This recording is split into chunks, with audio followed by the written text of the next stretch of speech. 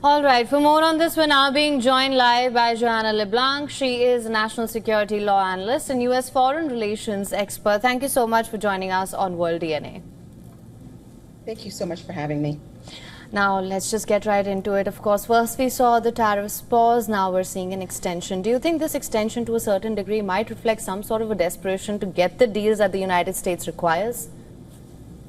Well, I think, so first and foremost, I think it's important to note that President Trump's sweeping new tariffs mark one of the most aggressive and one of the most consequential shifts in U.S. trade policy in decades.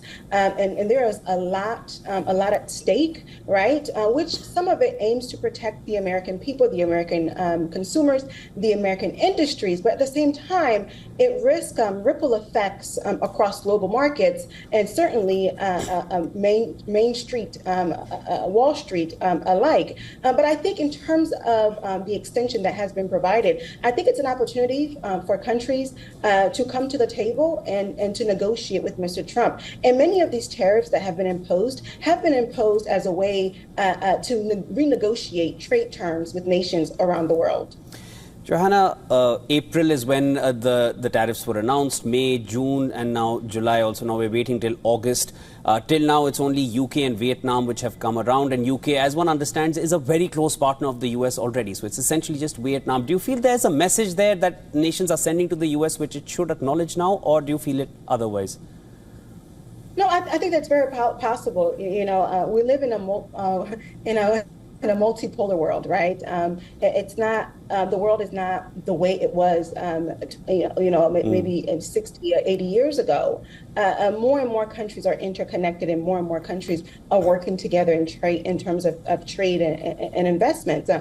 So I think that the United States is feeling that. And I think part of the strategy that Mr. Trump had, perhaps some aspect of it is backfiring. And that's part of the reason why the dates are expanding, because countries have other partners. They have partners like China.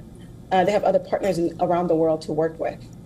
Right, absolutely. And I believe, just to add to Shivan's point, and just for further clarity on this, of course, as he mentioned, these came in back in April. We saw a pause, now we're seeing an extension.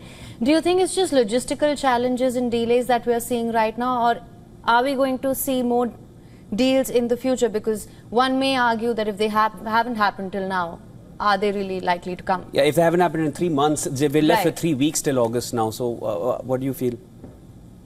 I think we may see some deals. Like, for example, as you all know, President Trump is hosting 5 African heads of state here in Washington this week. And so I believe there will be some deals that come out of that.